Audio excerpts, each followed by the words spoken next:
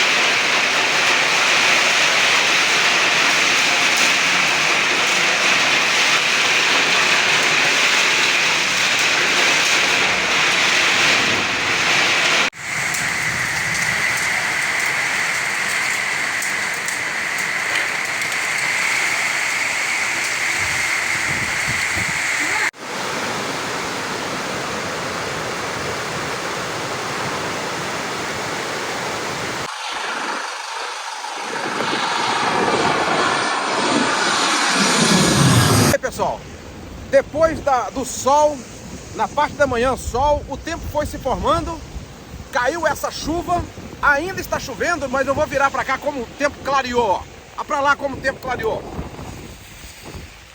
Final do dia, eu estou aqui em Camburi e aqui eu termino esse vídeo por aqui. Se você ainda não é inscrito no canal, se inscreva, ativa o sininho para receber as notificações.